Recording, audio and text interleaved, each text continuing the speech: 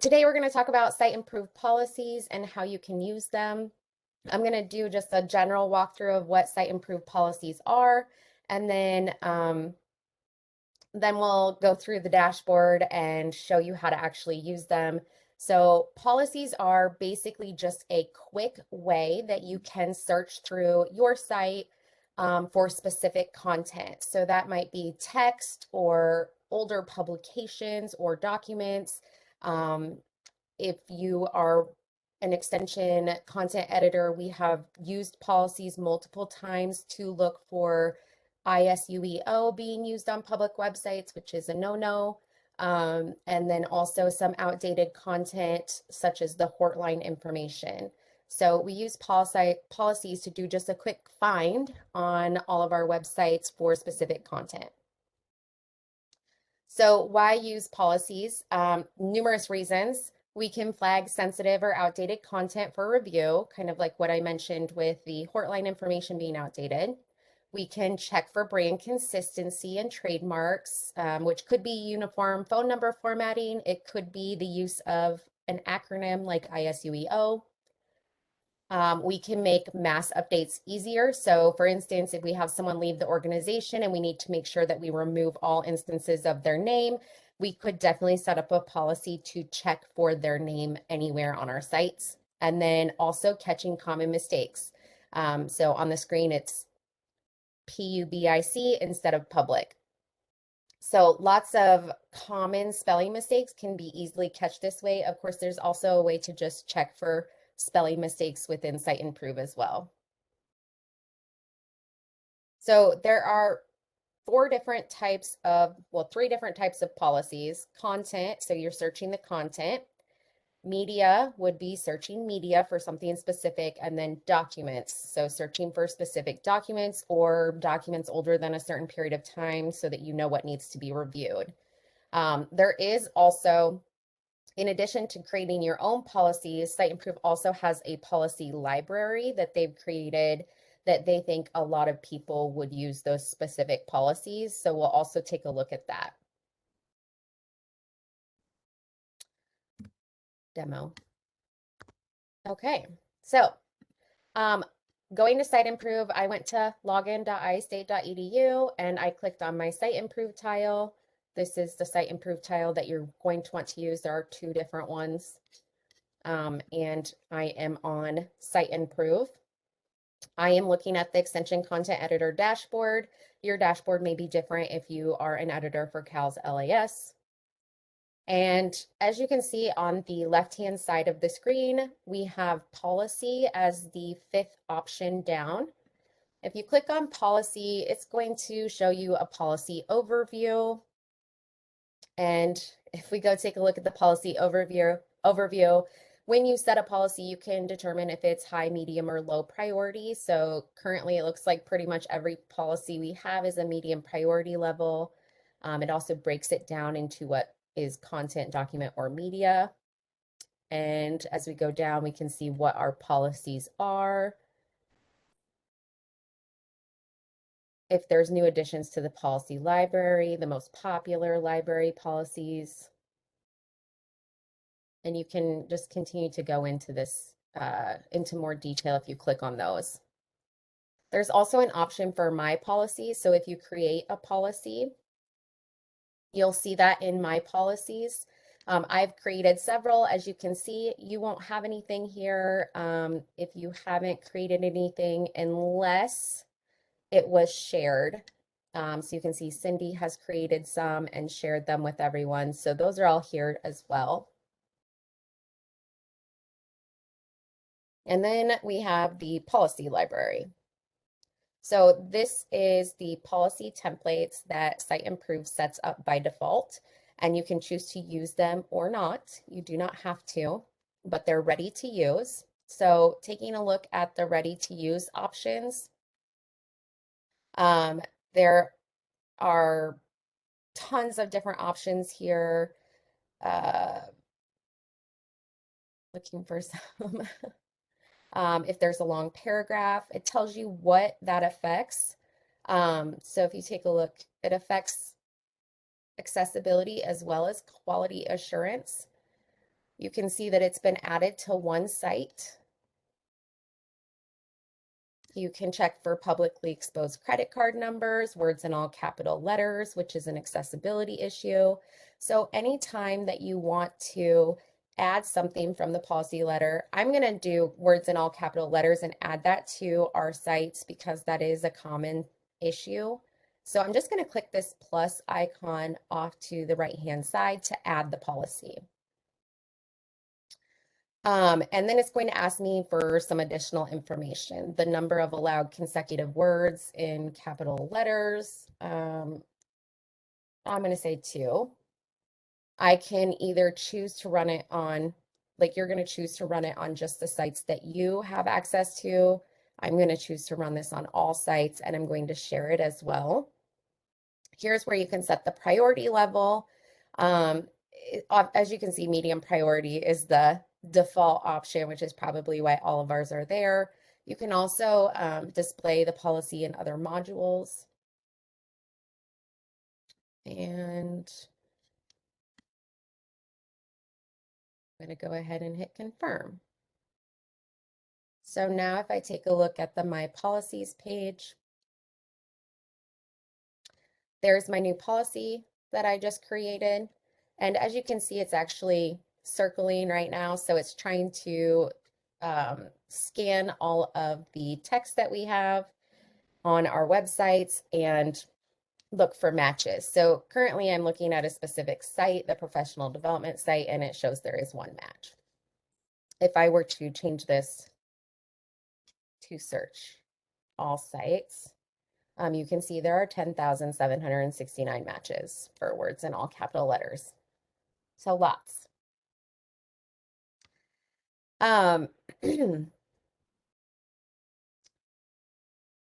The policy library, you can just take a look at the policy library. If you are looking to create a policy, I would suggest looking there first to see if it already exists. But if it does not, I'm just going to click on my policies again, and I'm going to create a policy, and we'll walk through creating a policy for each one of the policy categories. So the first is going to be content, and I would say this is probably the most frequently used. You're going to name your policy, and I am going to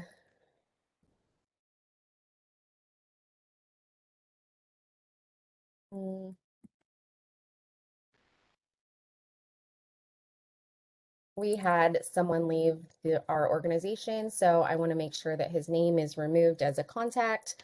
And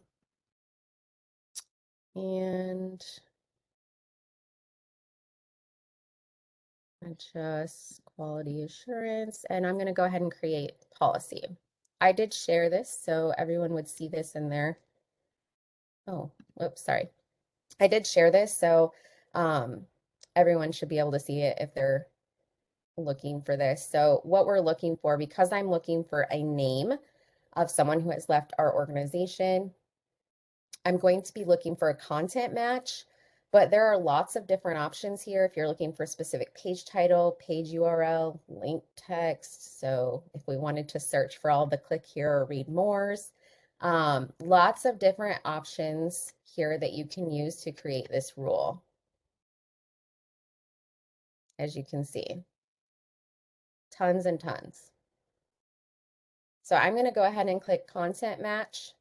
And what I'm going to do is contains, because I don't know if it's going to search for the, I don't know if his name was capitalized the way that it should be or not. So I want to make sure that we use contains. If I knew exactly what word I was searching for, so for instance, with the ISUEO example, I would have used is exactly ISUEO. You can also determine if it's going to be case sensitive. You can add additional matches. So if I need it to be searching for this person's name and maybe their title with it, maybe they just changed their title and I want to look for any way that that is incorrect now, I can go ahead and add another match. You can also continue to add rules to the policy so you can make it very, very specific.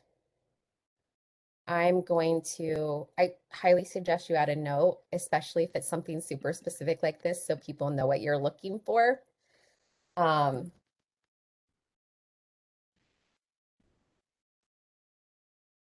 so I'm just going to go ahead and create my policy. And it's taking me back to my policy library. And you can see there is my policy, my content policy. It's searching for matches to the policy right now. And depending on um, where, like how many matches there are, how many sites you're searching, etc., this can take some time. I'm going to go ahead and create another policy. And we're going to look at media policies. So this would be anytime you're looking for a media file. So if we add a rule to the policy, you can see all of the different options we have. You can look for a specific media file type, dimensions, location, the size. Last time it was modified, if you want to check and make sure that none of your old images are outdated. We're going to go ahead and look for media file type. And I'm going to specifically look for image. I'm going to check and see how many images are on our site. Just going to give it a quick name.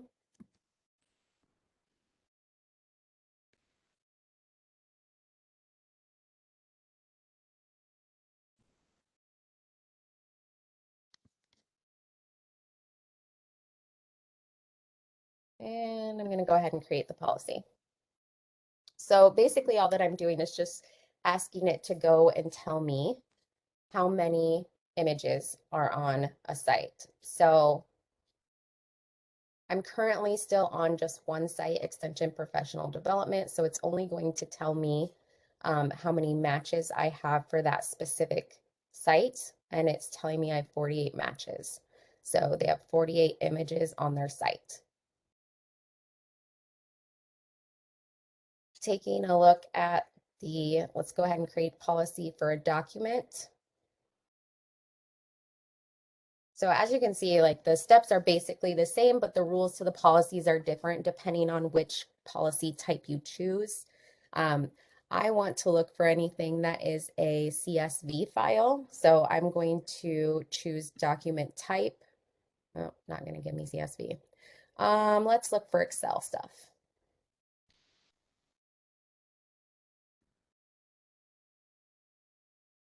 And I'm going to give it a name,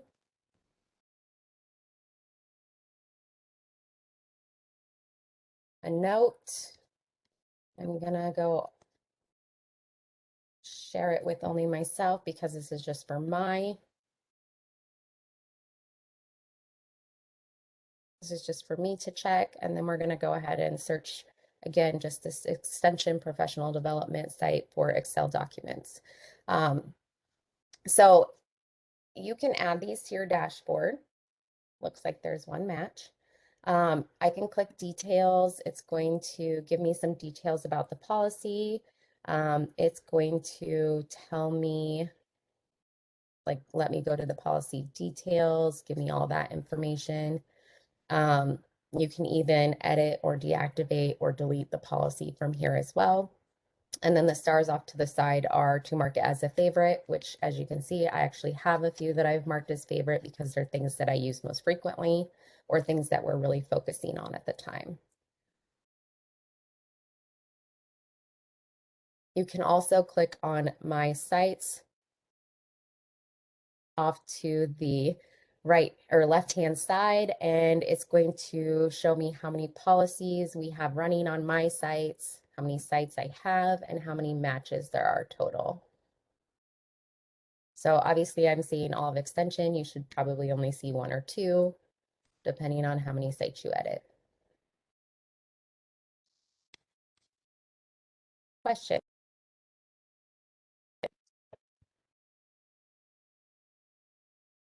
You can unmute your mic or type in the chat if you have questions about how you might apply policies to your site or what use case they might be good for.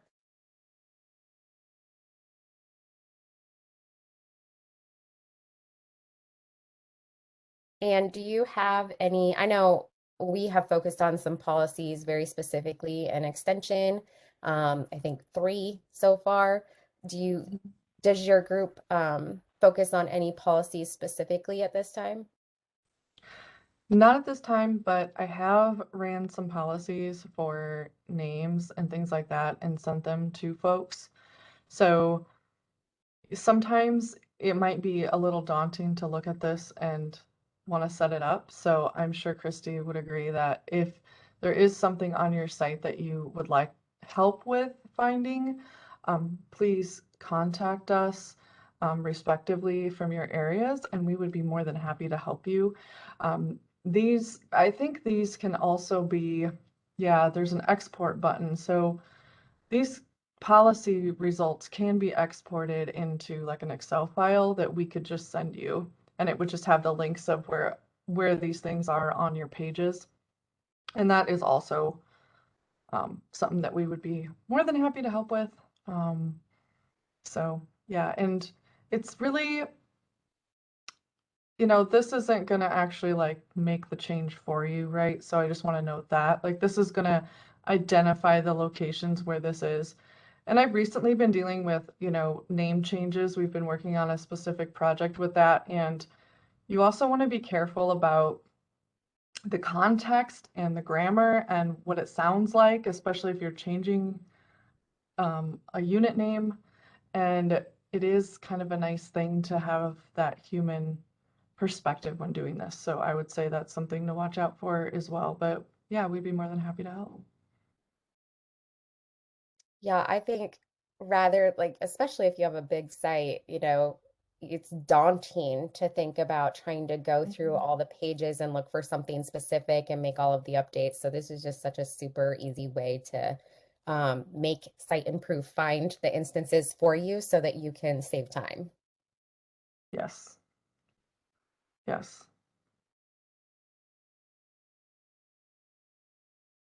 Does anyone have any questions?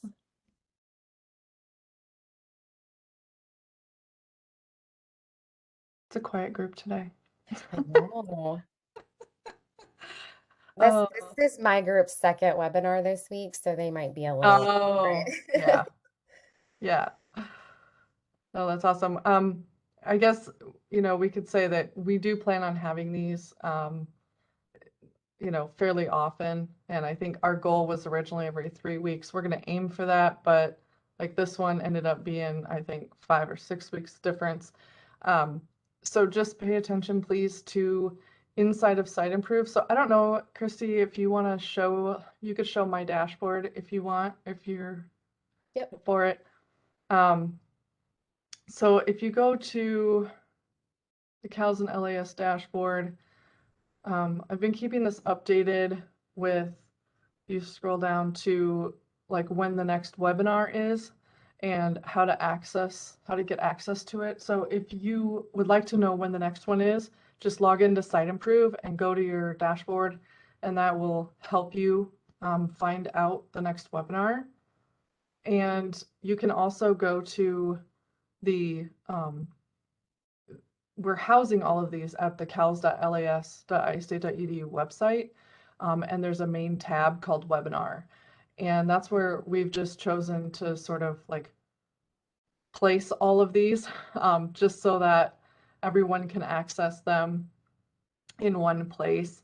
And if you would like to see previous webinars, that's where those webinars are, and there will also be announcements there for how to access them. So I will go ahead and put that link in the chat. I think it's The extension content editor dashboard also shares the image in pretty much the same location. And awesome. then we have a link to the webinars, the most recent, and then like the past webinars on my extension under initiatives, accessibility, and websites. Yay. So they're okay. So they're all over. So Yes. everybody should be able to see where these are. And Kristi, if you want to put your link in there, that would be great. Worse. And then if for extension folks, if you're not on the Teams channel, you should be. But I share the link once the video is up. I share the link in there as well, so you know when you can go watch that. Mhm. Cool. We don't have a Teams channel yet for our crew, so maybe I should do that. There's my link. Okay, perfect. Cool. Well, Yeah. anything else, Anne? Everyone's quiet. No, thank Okay. you. This was Yeah, great. thank you. Have a good rest of your day. Bye, guys.